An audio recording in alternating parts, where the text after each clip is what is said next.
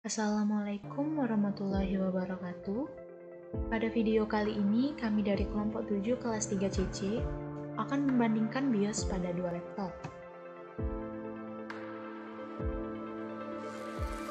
Kelompok 7 ini terdiri dari saya, Cecilia Noviska, Sri Intan Handayani, dan M. Raihan Ronaldo. Sebelum membandingkan BIOS pada dua laptop tersebut, saya akan memaparkan secara singkat apa itu BIOS beserta fungsinya. Apa itu BIOS?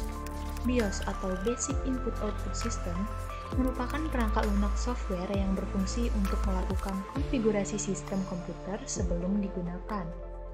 BIOS akan melakukan pemeriksaan sistem komputer dari mulai perangkat keras dan perangkat lunak agar siap digunakan. BIOS juga memeriksa kesiapan sistem komputer sebelum digunakan.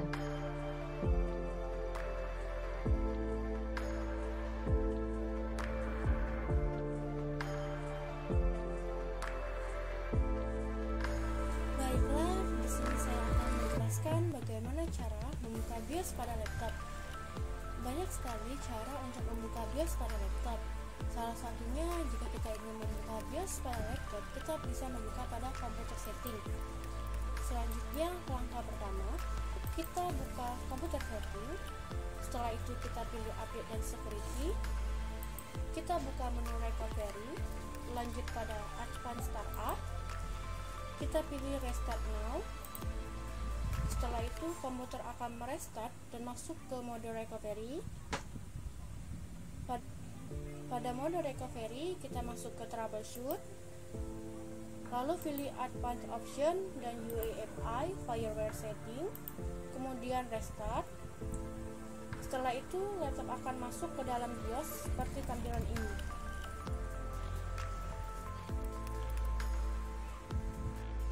Selanjutnya pada tab information. Jadi, pada tab information kita bisa melihat informasi yang digunakan pada perangkat laptop. Dan di sini ada BIOS version. BIOS version adalah versi pada laptop. Dan selanjutnya ada Edge version. Edge version informasinya sama dengan BIOS version. Dan kemudian ada Lenovo SM, adalah seri yang terdapat pada laptop.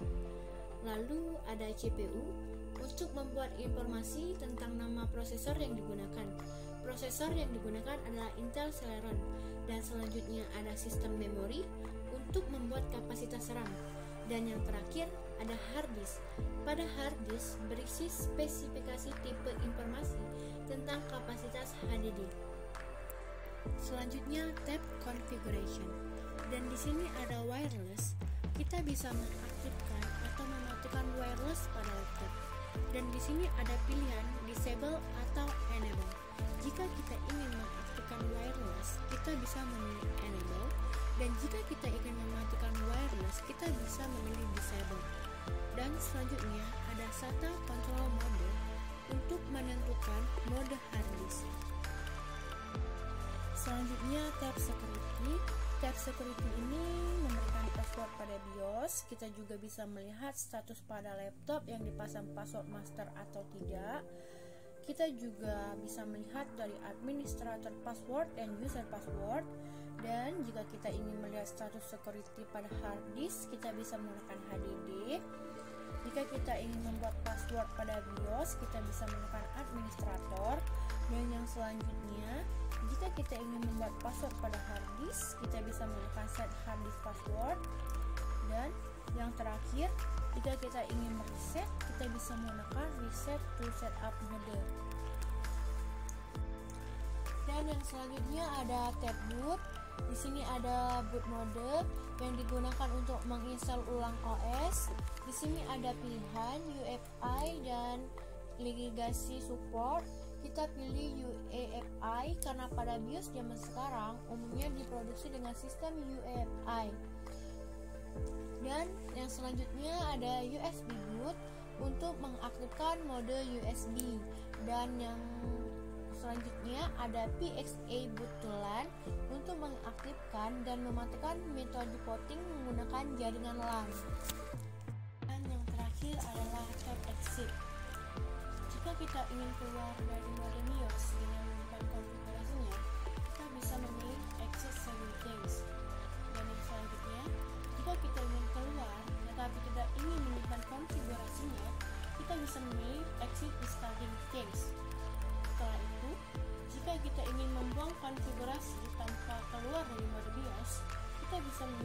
card change. Lalu, jika kita ingin menyimpan konfigurasi tanpa keluar dari mode BIOS, kita bisa memilih Save Change. Selanjutnya, jika kita ingin membuat konfigurasi BIOS pada standar pabrik, kita bisa memilih Load Default Setting. Dan yang terakhir, jika kita ingin mengaktifkan mode optimalisasi sistem operasi, kita bisa memilih OS Optimize Default.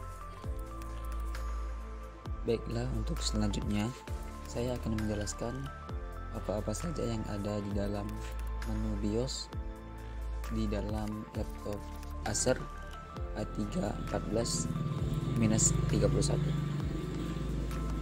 Di dalam informasi terdapat ada CPU info, di mana berfungsi untuk memberikan informasi mengenai nama prosesor dan clock. Kita bisa melihat di dalamnya ada Intel Celeron dengan CPU N3350 1,10 GHz. Selanjutnya ada sistem BIOS version, yang dimana berfungsi memberikan informasi mengenai versi BIOS yang digunakan di dalam laptop tersebut. Dia memakai BIOS versi F1.29. Kemudian ada GOP version, di mana dapat Intel GOP driver dengan kode 10.0.1036, yang dimana memberikan informasi setara dengan BIOS version. Kemudian juga ada HDD0 model name yang berfungsi menampilkan informasi mengenai model hard disk internal yang digunakan pada alat tersebut. Kita bisa melihat di sana terdapat Toshiba MQ01ABF050.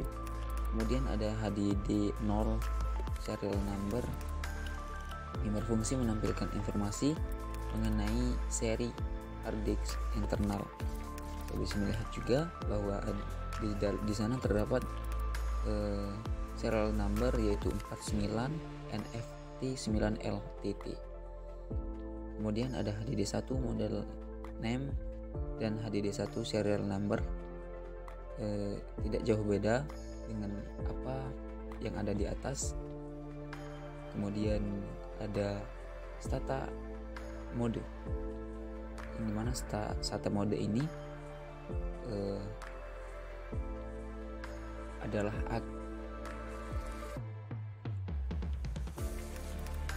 kemudian ada SATA mode, yang dimana SATA mode ini memakai mode AHCI atau yang lebih dikenal dengan Advanced Host Controller Interface. Adalah driver terbaru yang dibuat oleh Intel yang memasukkan operasi serial atau host bus adapter.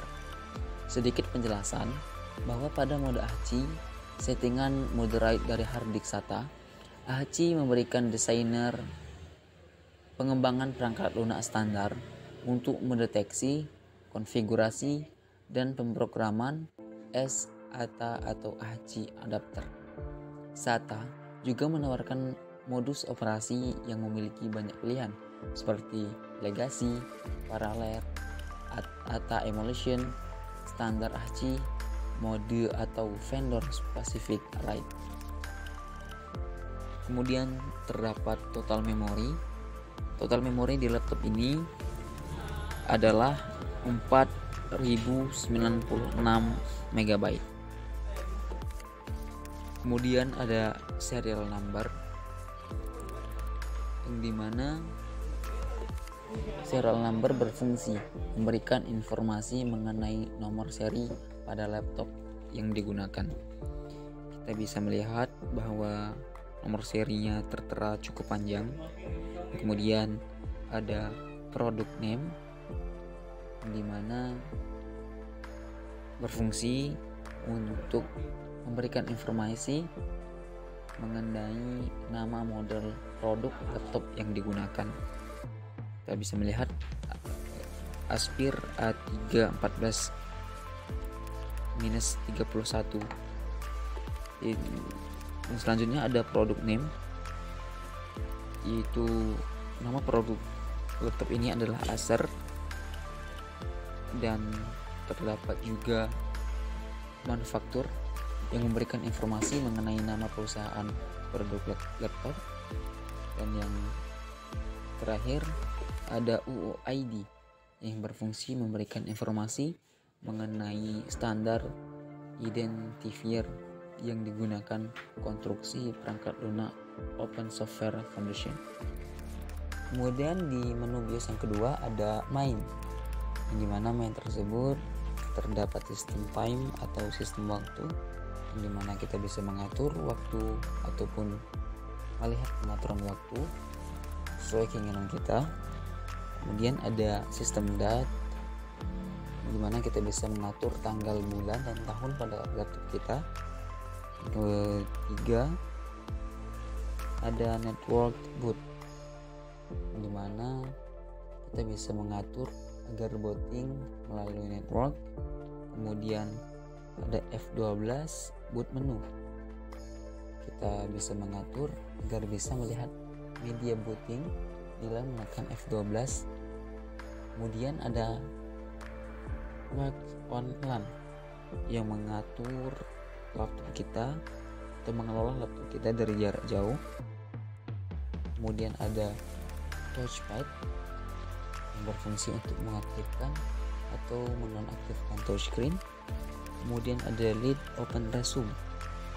Di sini kita bisa menenablekan atau disablekan, atau yang lebih kita kenal dengan menonaktifkan dan mengaktifkan resume, lead open resume. Kemudian ada wake on USB while light close, dimana juga bisa kita aktifkan dan nonaktifkan.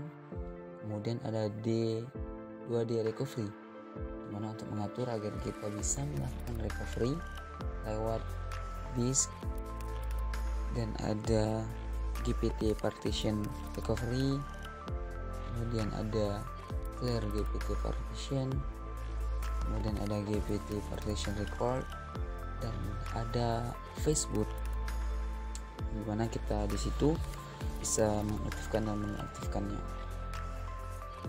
Selanjutnya ada menu advance, dimana jika kita masuk ke dalam menu advance ini, kita bisa melihat ada Intel FTX, dimana Intel FTX ini adalah singkatan dari Virtual Machine Extension, dimana dia menambahkan 10 baru instruksi yang terdiri dari FMP-TRLD, FMP-TRST, FM Clear, FM Read, FM Write, FM Call, FM Launch, FM Resume, FM Soft, dan FM Sound. Nah, ini kita bisa mengaktifkan ataupun tidak. Kemudian ada Intel FTD, kita juga bisa mengaktifkan ataupun tidak, karena di sini keduanya adalah perangkat keras intervirtualization ya, teknologi abstrak yang memungkinkan beberapa beban kerja sumber daya umum. Dan perlu diingat bahwa keduanya adalah hak dari perusahaan, karena jika kita mau mengaktifkannya, kita juga harus datang ke tempat perusahaan tersebut ataupun gerai-gerai terdekat milik Acer. Security, di mana jika kita masuk ke menu security ini, kita bisa melihat terdapat supervisor password is yang berfungsi untuk mengatur keaktifan password supervisor. Lalu ada user password is yang berfungsi untuk mengatur keaktifan password pengguna. Lalu yang ketiga ada ADD0 password is, yaitu untuk berfungsi untuk mengatur keaktifan password hard disk. Kemudian ada set supervisor password yang berfungsi menginput password supervisor. Kemudian ada set user password yang berfungsi untuk menginput password user. Lalu ada HDD password yang berfungsi menginput password hard disk.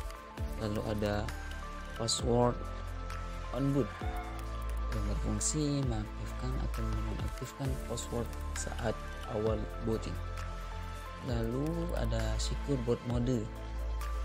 Di sini berfungsi sebagai sistem keamanan Windows. Lalu ada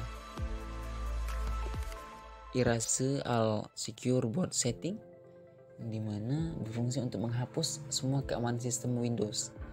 Kemudian ada select an UEFI file as trusted for executing, di mana berfungsi untuk menambah keamanan.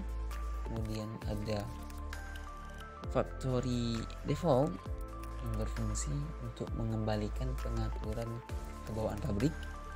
Lalu ada current TPM stat yang membantu mengaktifkan enkripsi tamper resistan tanpa membutuhkan hash yang sangat panjang. Boot.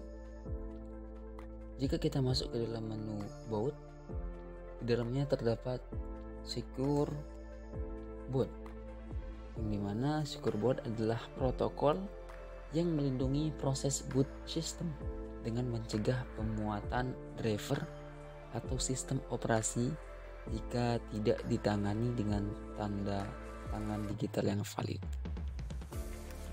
Nah, untuk yang terakhir, kita masuk ke dalam menu exit. Jika kita masuk ke dalam menu exit, pasti kita akan menemukan namanya exit saving change yang digunakan untuk keluar dari sistem dan men-save konfigurasi kita pada CMOS. Kemudian ada exit discarding change, di mana kita gunakan untuk keluar dari sistem tetapi tanpa menyimpan data pada CMOS load setup defaults. Kemudian yang terakhir ada load setup defaults, yang berarti memuat pengaturan default atau BIOS, yaitu tetap akan menjadi seperti sebelum percobaan yang kita lakukan. Nah teman-teman, dari pembahasan tadi cukup banyak ya perbedaan apa yang ada di dalam laptop Lenovo G40Min30 dan laptop Acer A314Min31. Semoga apa yang tadi kami sampaikan dapat bermanfaat dan menambah pengetahuan kita ya. Demikian dari kami, mohon maaf atas segala kekurangan. Semoga sehat selalu. Wassalamualaikum warahmatullahi wabarakatuh. Salam